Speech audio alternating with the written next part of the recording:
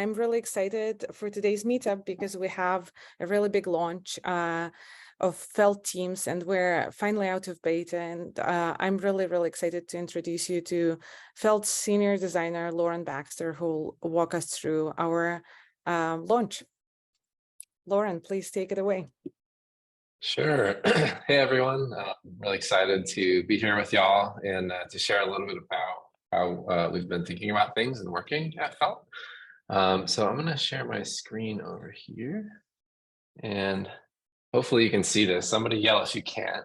But yeah, so we, if you saw our launch yesterday, we just launched what we're calling Felt 1.0, meaning that we took, the software out of beta.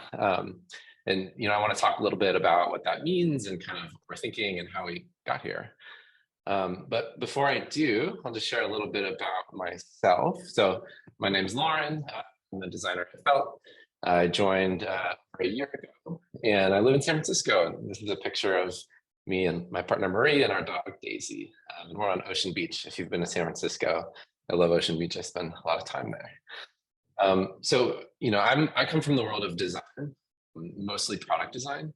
And basically, I've been doing design at early stage startups for my whole career. So, I've been at Felt recently. Before that, I was at a company called Remix. Actually, a number of people at Felt are former Remixers. I was head of design there, leading design on the product and brand side. And if you've seen Remix, it's also a sort of a mapping-based company. And it was my first, real encounter with mapping, which got me interested in it. I had a photo startup that I was a co-founder of before that, called Prime, built tools for photo editing and publishing. I was at a weird name company called Ready for Zero. We help people kind of get a hold of their debt and make financial plans. I studied cognitive science at UC San Diego. But I was making like internet things before that, even, hip hop websites and paintball websites and Dreamweaver back in the 90s. So I've kind of been geeking out on software stuff for a long time. So, before I talk about what we built just now, I need to take the big lens. I have not been trained in cartography or GIS. I'm a designer, but I've encountered maps and I thought they're very cool.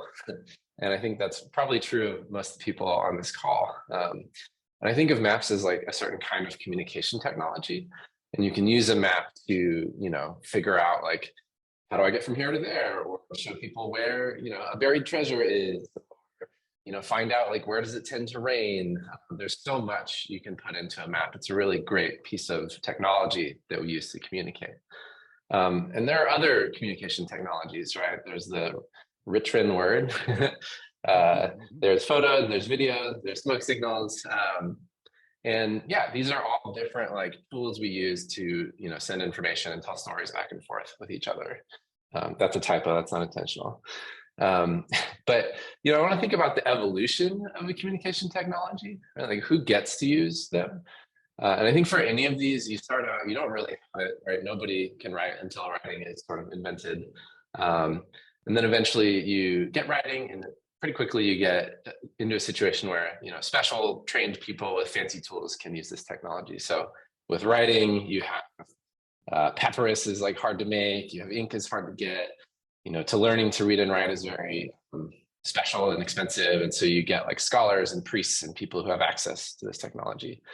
And then later it's democratized, right? You get paper and pencils and mass education and eventually computers. And at some point, everybody is a very big category, but you move up this spectrum towards, nearly everybody being able to use this tool. Same with photos, but on a much more recent arc, right? Photography is only a couple hundred years old, and fast forward to today, and again, like most people have access to taking photos and sharing them.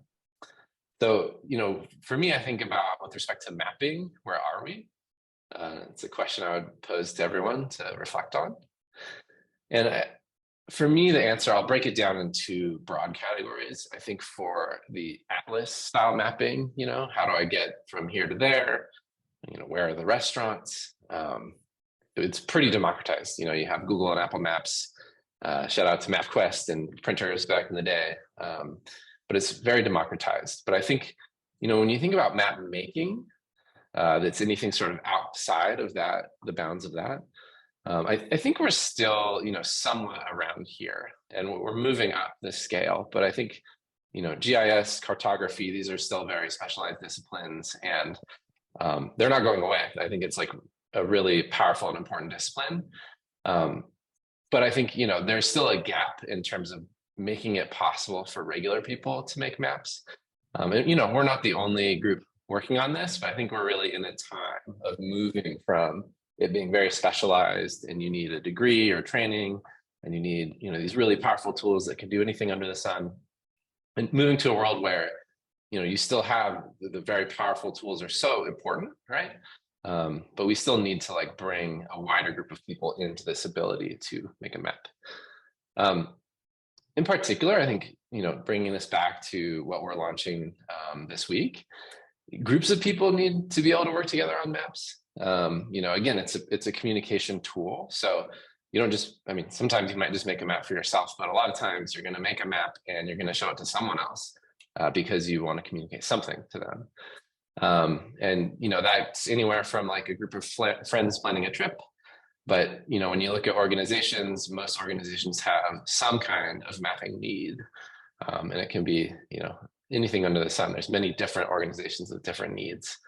But one common pattern you see is a bottleneck today, right? Where you have the GIS person or the GIS department who are the ones really with the access to be able to sort of empower and enable mapping stuff in an organization.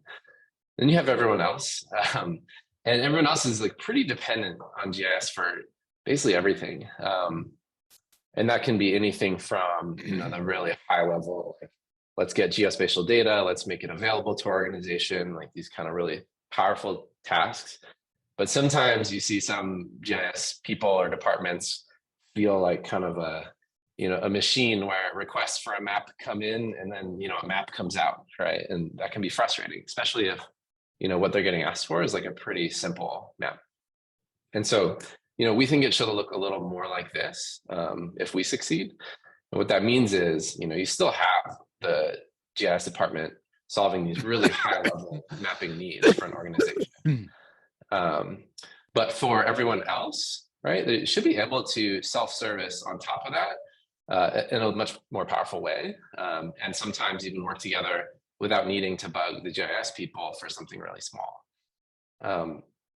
So if we can just help kind of spread mapping out across like a much broader group of people, both in the world, but also within teams, we think we need to do three things really well. So, firstly, it just should be super easy to make and view a map. This, we need to lower this barrier between, for like, there we go, for special training, right? You shouldn't need a degree just to like get on a map and like say some stuff, right? Communicate with each other. But also like, there's a lot more that goes into this. Like if you make a map and you don't have special training, it should look pretty good just right away. Hopefully you don't have to install anything. If you have a browser and an internet connection, you should be able to get in there and, look at a map that you've made or your teammate has made. We don't do pricing yet. Felt is free right now, and there will always be a very robust free tier. But when we do get to pricing down the road, that it should be just really simple and straightforward. That's another challenge that organizations run into is, if you need to get some software that you're going to pay for, it can be really complicated. So second, despite being easy to use, I think Felt really should be powerful enough to express any idea, right? So if you are that highly trained, cartographer, GIS person, Felt isn't just a toy. We have a lot of really awesome data tools that we've built into the product. We're continually evolving those. And so you should be able to do a great degree of that GIS work in Felt. But additionally to that, we think about like existing GIS software. It is super powerful. It's so incredible. It really does a lot of cool stuff. I think about QGIS is the one I know how to use, and QGIS is awesome. It's so great. We think of Felt as extending that power, right? If I make something in QGIS, often what I land on is like I have a file, I have an image of a map or a PDF, but we want to make it super simple to take that amazing work, pull it into Felt, and then now I have a URL that I can share. Anyone else can come in and they can work on top of that map or duplicate it, or I can publish some data that I've made to my team in Felt. And again, it just makes it really easy for everyone else to start working on top of this stuff I've made. And so it really extends the value of the work that I've already put in. And then third, kind of on that note, it should be, really built to support people working together. And that brings us to some of this team stuff. So, here's a screenshot of our new homepage inside the product. And if you've used collaborative software before, you've used Google Docs or Sheets, or you've used Figma or Notion, or, a lot of different software, this hopefully will look familiar. We're not trying to reinvent the wheel. But yeah, so now you can make teams. You can organize stuff within your teams and folders, you have favorites. This really should be a home where if you're in an organization, it makes it a lot easier to get to and work on your maps and your mapping data, right? I'm a designer, and I've watched design tools make this transition over the last 15 to 20 years. And one of the biggest changes for me was moving away from files and shared drives and the classic design, like design dot v2 dot final whatever meme was like super real, that we all dealt with that in the past. And now that everything is on the web, in project-based software like this, it's just so much easier to find. We have another designer, Corbin, who's great. If I need to look and take something from Corbin's work, I go into Figma, which we use, and I can find his file super easily right there and just grab stuff. So we're hoping that, we just believe that maps deserve the same kind of treatment and the same kind of paradigms that have been brought to a lot of really incredible collaborative software.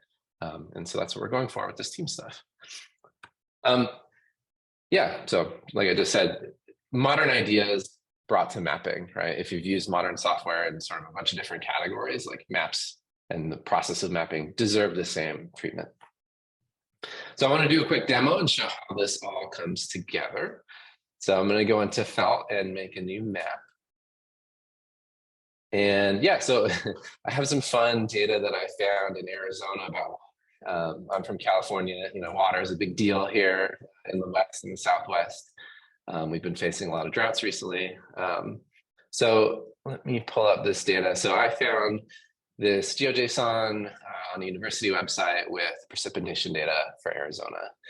So I'll just drag and drop to upload that. And while that processes, I'm going to put on a dark background because I'm a designer and I like cool dark things. But I also think that a dark background is really great for showing data. So this should finish soon. And while that goes, I'll actually upload one other piece of data, just get that started. Okay, so that's going.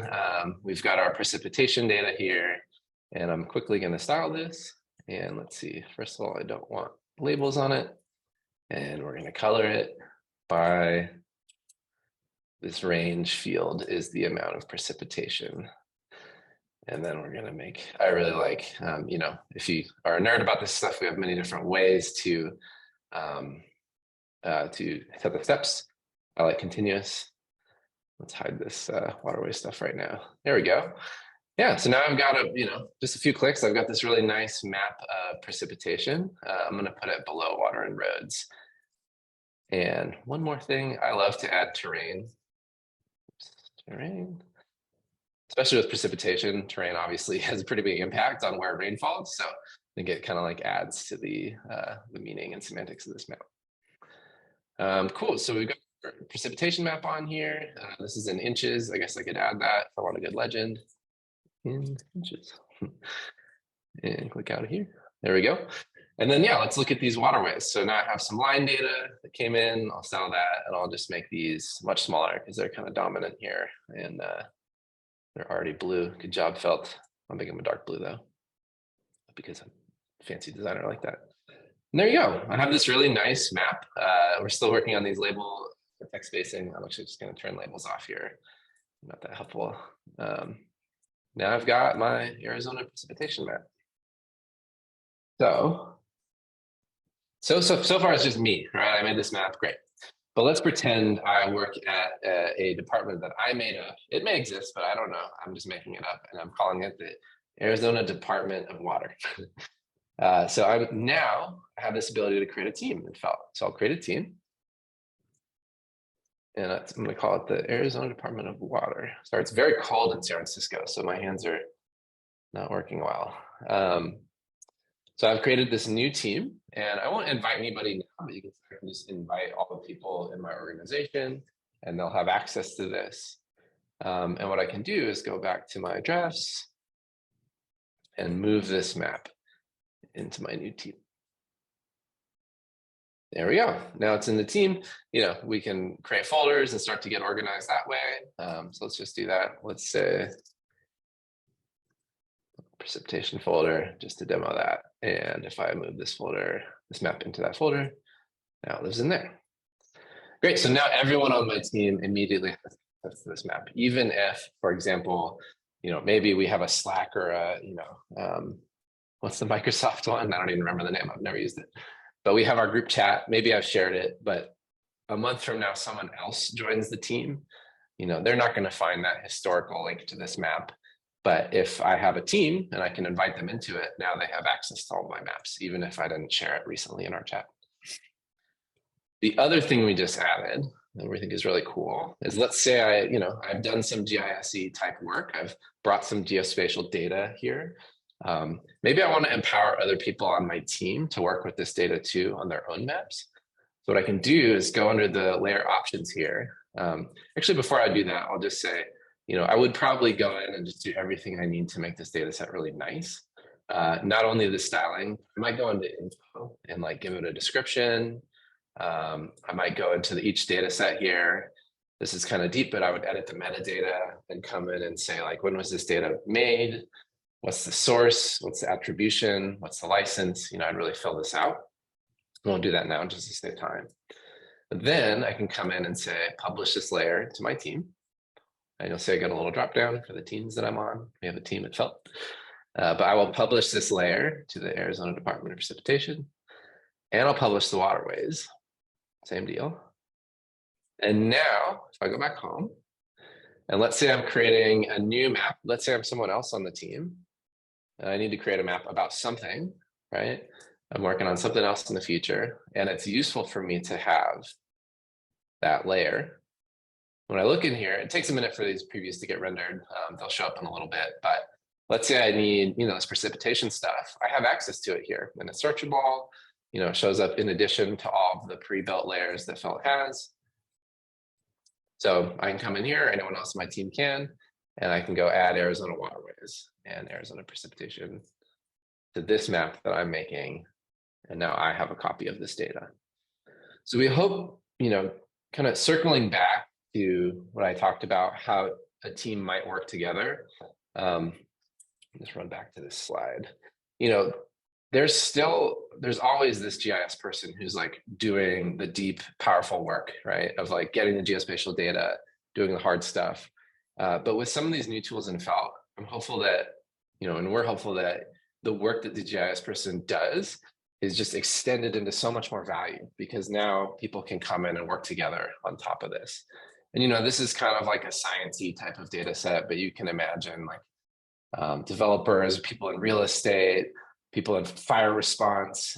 There's just so many different industries and categories that use data on maps, but then need to do day-to-day work together on top of the maps, where you're talking about, this region or that parcel, right? You're talking back and forth, or you're communicating with a client or customer. And so we're hopeful that these kind of flows can make that a lot easier. So running forward here, again, I'm a designer. I didn't want to talk too much about the product design process, just because I think the mapping part is more important. But I'm always happy to talk about design process if people are interested in that. This is just a little screenshot of one very small slice of our design system. There's a huge amount of work that goes into this stuff. And it's fun for me because I mentioned I work in Figma, and I think it's a really incredible design tool. And one thing that's just fun for me is to try to bring some of the same delight and power that I get to see in my tools over to mapping. So I hope we are able to achieve that. And yeah, that's the end of my stuff. So thanks. Thank you so much, Lawrence. This is really, really great, and hopefully really relevant to a lot of folks on this call. Well, I'm super excited to introduce everyone to our amazing champions, our customers who are putting together really beautiful maps. And I'd like to start with Stephen, who is an investigative data journalist at Gannett. Stephen, please take it away. Just share my screen here. Great. Can everybody see my map? I hope. Yes. Cool. I'm a data journalist. I'm the investigative data editor at the Asbury Park Press in New Jersey. We use maps a lot. As a journalist, I'm somebody that needs to often create maps very quickly and create maps that are very simple and that complement the work that some of my reporters are doing. And a lot of times, really, the most simple is just giving people a sense of place in a story. So this first map that I wanted to show is just an example of that, of a really quick map that I made using felt. This is unfortunately a really tragic story where a local councilwoman was shot and killed as she was on her way home. And we got into a situation as we were reporting out that story where we didn't know a ton about what happened, and the general public didn't know a ton about what happened even 1-2 weeks after it happened. So this allowed us, this was actually a replica of a map that a reporter had hand drawn. And that's something that they do to give themselves a sense of place in these situations too. But it was actually really helpful in helping us understand what we actually knew in this story. So I used a couple of different elements here just to sort of bring that out. I brought in some icons from, I have a Noun Project account, so I brought in some icons from over there. I used the route tool here to show the path that she drove. I use some of the highlight options to show that. I really love the fact that you can clip out some of the buildings here so that we could give people a sense of place with the residences here. And then, pretty simply, I was just able to draw some arrows on here and add some labels that really sort of give a sense of everything that we knew in this place. And this was a really nice complement to a story, but that was, basically laying out everything that we knew about this case. For our readers. I could show another one real quick too, similar sort of thing. Did some different stuff on it. We've had a number of whale strandings, unfortunately, along our coast. It's become something of a contentious issue with folks blaming different things for it. And again, this is another situation where we need to just give people a sense of place. This is occurring off the coast of the entire mid-Atlantic coast at this point, actually. But in New Jersey, this just allows us to give us different elements to show aspects of the story. Some folks are blaming offshore wind, probably wrongfully, development that is actually occurring off our coast for this. Other people are blaming shipping traffic and vessel strikes. So a map like this just allows us to get all of the information that we have for readers onto a map to give them a sense of place and to show people where all of this stuff is actually occurring. Because, of course, we don't tend to have a geographic sense of place for what is occurring off our coast necessarily. So these are just like, and again, I'm using notes here. For this map, I use some shipping density data and as well as some local knowledge about for shipping lanes, and I did this in QGIS and brought this in here. I was also able to get the coordinates of where the offshore wind development surveying was happening. I brought those in QGIS and then used the highlight tool to give a sort of softer aesthetic look there as well. And I was just really and I was able to put this together pretty quickly, and we have the actual where whales have been found over the course of the last couple of months. So again, it's just a really simple way, a quick way to give people a sense of place in a story. I've been really excited to use felt for a couple of different things, and I hope to keep using it in the future. Thank you so much, Stephen. Super interesting to see how these maps can help tell better stories. Awesome, thank you so much. And next up, we have Rohit, who has a slightly different use case, but super excited to dive in. Rohit, please take it away. Sounds good. Thank you. I'm going to share my very simple maps. When I saw Lauren creating his map, I felt like my maps are baby maps compared to his amazingly detailed maps. But I actually got to see the power of the platform, which is a lot more than what I had thought before. So I was anyways blown away by the limited number of features that I previously used. So I'm going to take you through that. So the first map I'm sharing here is a map that I created as I was moving out of the Bay Area. So I lived in San Francisco for a few years. I sold my company and then I was moving out of the Bay Area. And my wife was traveling at the time when I was looking at places in Tahoe. And so I had to share all the places with her and where were those places. And I think I saw John or Nikhil, who's an investor in the company, share about Felt, and I thought I'd give it a try, and it just worked like magic. So we looked at like some of the places that that were important to us. So we wanted a grocery store close by. There's actually a car charging station close by. And I went and I mapped all of these locations. I shared it with my wife.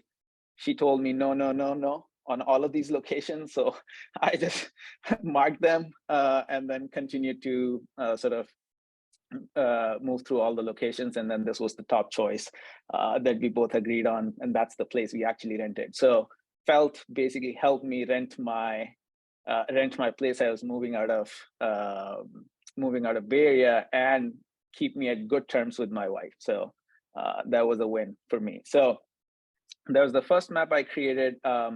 The second map I created is, again, like as we were thinking of investing in a rental property in Scottsdale. We have a lot of friends there. And this is where I was pleasantly surprised by the thoughtfulness of the product. And as Lauren did in just dragging and dropping the data, I had never expected it to work, but I just thought I would just drag and drop the data into the map with a whole bunch of latitude, longitudes and stuff. And I think Felt just understood that and mapped all of that stuff for me right away. Like imagine doing it in Google Maps or some other place to get a sense of where are all the rentals where we need to go. And that hours worth of activity was just done in a few seconds on its own. And that's where I also kind of became a fan of the product, and it just works smoothly. It works smoothly. And in this map, I was also able to now look at the powerful features where I could change the colors based on how I wanted to see the map. I mean, I went for colors based on the pricing of the property, based on the reviews of the property, based on potential revenue of the property, and all of these things were just made it very easy for me to go through the whole map, go through the whole landscape, and pick specific ones that we really like. So both of my maps are based on personal use case of moving to a new location or related to buying homes in a new location, and Felt made that experience extremely simple for me. And thank you guys for the thoughtful approach of building this product where I can drag and drop without knowing it's going to work, and it worked. And so that was great. So these are the two maps that I have a lot more maps, but they are all similar, and these are the two that I really liked. Thank you so much. Thank you. I think a lot of people can relate. A lot of people are using Felt for moving, and yeah, it's great that it was really helpful. And next up we have Mariana, who is mapping Baja California and has a really special use case as well. Mariana, please take it away. Yeah, thank you. Thank you for the invitation to share about the uses that I've on my maps. And so I first learned about Felt from a friend that my partner and I go open water swimming with in Baja California Sur in Mexico, where I live. So we started using Felt to begin collectively mapping out the various swimming routes throughout the state and providing intel on accessible beaches, the places to camp. And so these blue lines are the routes that we've swam. And we've put some different information here, like a sunken boat and other things. I soon realized like how powerful this tool is and how easy to use. So I started using at work as well. And so I'll show a second map. This is it. So I work for the Nature Conservancy, an organization that is dedicated to generating solutions for the environment's most pressing challenges to improve outcomes for people and nature. And my focus is in ocean, and I work to improve fisheries and aquaculture. And so frequently within our work, there is a need to map out different things to inform decisions, and things like where we site aquaculture operations and marine protected areas to maximize the biodiversity and benefits to coastal communities. And so last month, we brought together a group of over 40 people that included government, farmers, academia, and organizations to discuss the future of aquaculture in Baja. Yes, okay, here it is. So all these green areas are the optimal areas that all these experts identified for oysters and clams. And then the blue areas for finfish. The red areas people consider that are not ideal. So here they put why. They put comments on, this is like a protected area, it's a critical habitat. And then some of the red areas also need more information. And that's why they were highlighted in that color.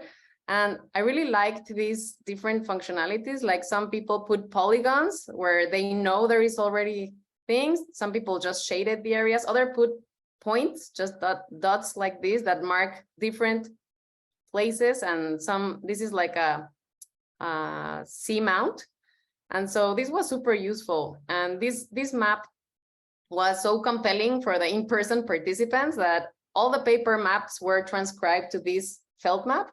And this was something that we could share back with all the participants at the end of the workshop. So this was like super, super useful for us. Thank you. Thank you so much, Mariana. This is fascinating. It's just combining all the knowledge from like a group of people with this deep expertise. It's really compelling. Thank you so much. And now I'm really excited to start the Q&A session. Let's take a look at our map. Should we? Great. Let's do it. All right, we got some good questions.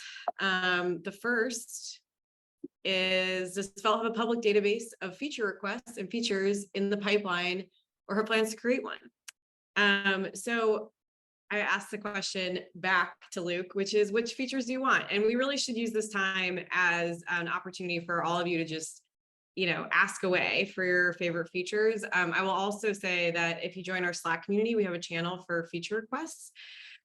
So Luke's in here asking for some features. The first is polygons based on travel times. Which is a really good one. And he's dropping some more feature requests in here, but please always feel free to send us feature requests. We build at a velocity that is quite rapid. And so we will be looking at that feedback. It goes directly to the team and it does influence our roadmap. We have another question from Andrew. Oh, and I'll also say that you can keep adding questions. The map link is in the chat. So don't be shy, continue to add away. And again, you can add feature requests there too. We'll take them into account after this. So Andrew's asking, can publish layers be pulled into other platforms? So that is a really good question. Currently, you can export through a GeoJSON API of any elements you add to a felt map, but for publish layers, there's no way to just export currently. But I'd love to share the mic with you for a second if you can talk a little bit more about your use case.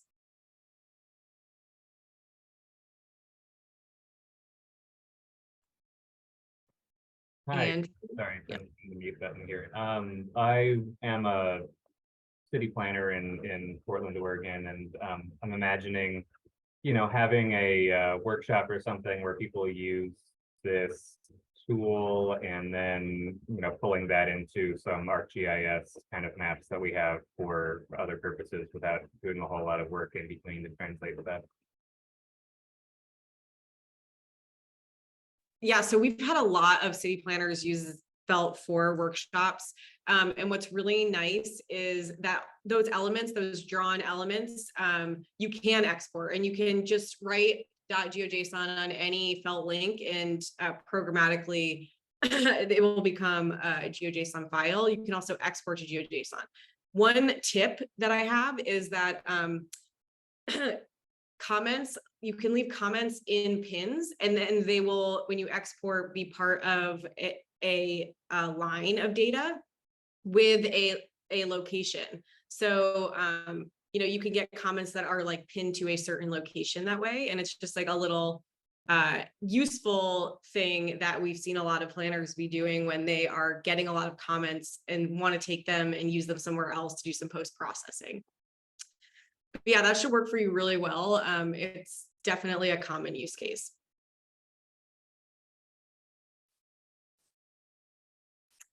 Let's see. All right. What about point-to-point route creation? So right now in Felt, you can create routes. This is a tool that is very useful. So I'm going to zoom in on, let's just go to Seattle. And actually, we have a Command K menu now. So I can just type in route, and I'll be using the route tool. And so if you want to go between two addresses, you will start at your start location and end at your end location. And well, this is in white, which is difficult to see. I'll turn that to red. And what the route tool is doing is actually live making those point-to-point directions based on the grid beneath it. So if I were to change this to walking, or it will update to say, oh, well, you can walk any direction, so this is the shortest path. The tricky part here, and I think it's important to say for specifically point-to-point directions, is that it is working out the shortest path between your start location and your end location. So if you want to start with your first dot in your first location and end at your end location, or else you'll be like, why is this directionality affecting my drawing? And to have the most, one other cool tip with route is, say you already put your point down and you just really want control over where to go, you can press shift. You can press shift and you'll be able to route it wherever you want it to go straight. Let's get out of that. And I'm going to just press escape to my keyboard battery is dead, to get out of that tool and see. Let me just Command K, zoom in a little bit here. Okay, so any plans to make pop-ups markers more customizable? Include a chart inside. Okay, so a couple things here. So if you have a chart, the first thing I'll say is that you can add any links to Felt, and there will be a preview. So for instance, if you add a YouTube video, you can actually just play it right on the Felt platform without leaving. And if you have if whatever the link preview is your chart, then it would work that way. But if you wanted to, I guess I'd love to know a little bit more about what you envision for making pop-ups include a chart inside. Because currently, if you have a pin, like this green lake pin, you can add details in the row that will appear. You can add images to that pin, and you can add links in the description. So there's lots of ways to include information, but I'd love to hear more about what you're thinking, Blake.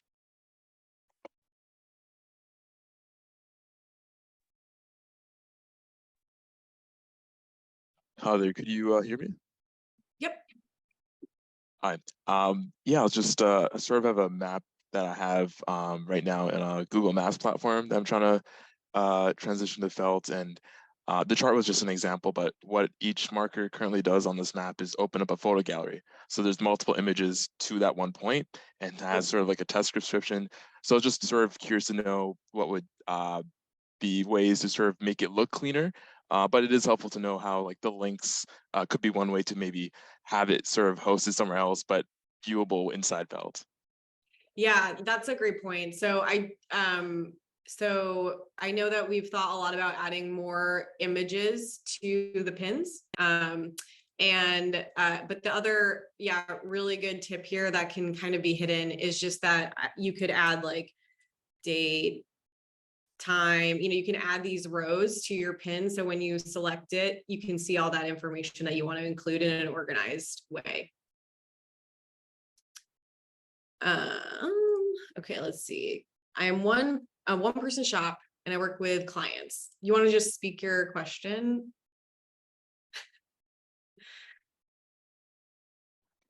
Yeah, so my work is typically solitary, but of course I'm working with clients, and I could see use cases where it would be helpful to have the team include a bunch of clients.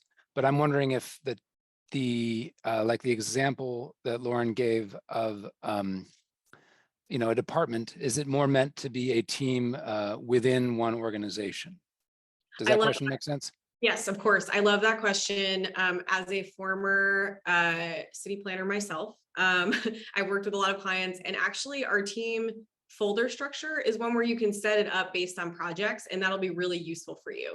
So for example, if you have a project with a group of stakeholders, you can invite them all to that project folder and have a shared library for that group. So it really actually enables you to have project-based files. Very cool. Thank you. Mm-hmm. All right, let's see. Okay, we've got really good feature requests coming in. One that exists. So let's talk about it. The option to remove or modify the thumbnail for a link preview. So Lauren's adding it live. You can actually unselect that preview selection to make sure that it doesn't show up, just so you know. I also really want to zoom in and understand this person's event. I had a car breakdown here in the big empty, hundreds of miles to basically anything.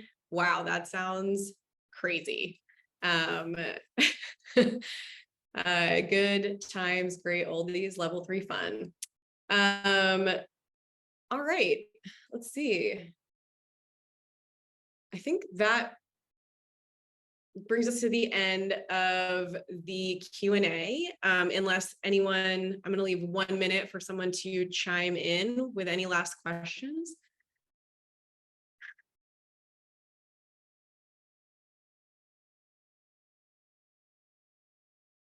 All right, great. Well, get in there, set up your teams.